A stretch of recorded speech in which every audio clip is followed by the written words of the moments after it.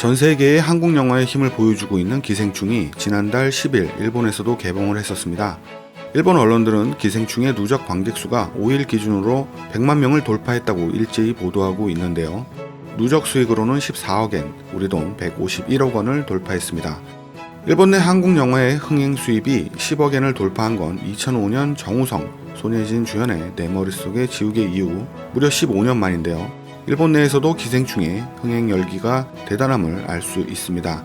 기생충은 일본 개봉 첫 주 박스오피스 5위로 출발하며 산뜻하게 시동을 걸었고 이후로도 꾸준하게 일본 박스오피스 2위에서 4위 사이의 순위를 유지하고 있습니다. 이런 추세라면 흥행 수익 20억엔 정도는 너끈히 돌파할 것 같은데요.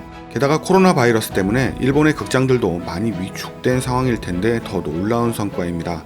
개인적인 생각에 아무리 황금 종려상 수상작이라도 한국 영화라 굳이 소비하지 않았던 일본인들이 워낙 지인들이나 SNS를 중심으로 입소문이 나다 보니 결국 보는 사람들이 이어지는 것 같습니다.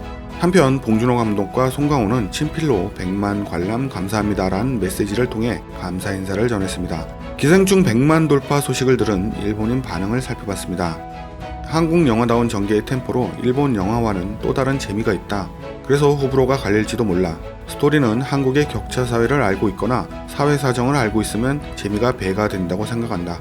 이렇게 만들어진 영화는 좀처럼 없다고 생각한다. 복선이나 은유가 박혀있고 출연자의 행동 전체에 의미가 있는 것 같다. 다른 사람의 감상을 듣고 깨닫는 의미도 있어서 보고 나서도 여러 생각을 하게 된다. 한번 보고는 알지 못했던 복선도 있어서 다시 한번 보고 싶다고 생각했다. 반대로 요즘 이보다 재밌는 영화가 있다면 알려주길 바란다. 해외 관객들이 보기에 한국은 경제 발전을 하고 있는데 격차 사회의 이상함을 알겠지. 그 격차는 소득 격차, 남녀 격차, 연령 격차, 정치적, 사고적 격차 등의 실태를 아는 것으로 연결될 것이야. 특히 일본에 대한 역사 문제에 얽힌 비정상적인 집요한 공격성을 발견해 주길 기대한다. 이건 극단적인 예다. 한국의 평균 생활 수준은 그렇게 심각하지 않아.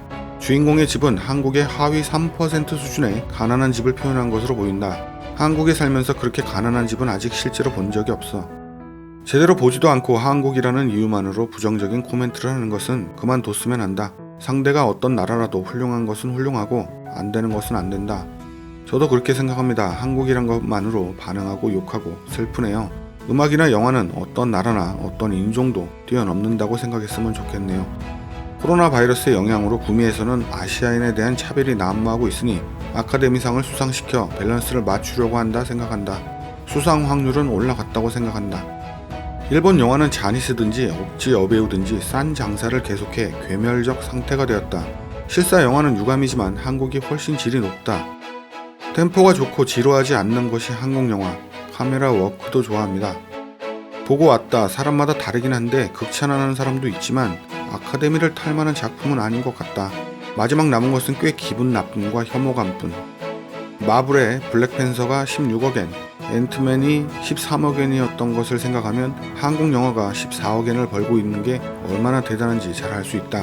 전 세계에서 평가받고 있으며 순수한 작품의 매력이다. 밑바닥인 걸 영화로 만들면 상받기가 쉬워지나? 사회적으로 좋은 위치에 있는 사람들은 밑바닥을 표현한 영화를 좋아하는 건가?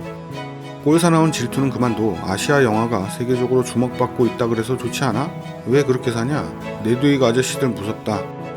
한일 관계가 악화되고 있는 가운데 이만큼의 데이트가 된 거니까 한류가 얼마나 멋진 건지 그 증거라고 생각한다. 히트를 하고 있는진 모르겠지만 유감스럽게도 보러 갈 생각은 안 한다. 한국에 돈을 벌어다 주는 영화야. 솔직히 한국 영화의 수준은 높습니다. 너무 재미있었다. 마지막까지 전혀 지루하지 않아.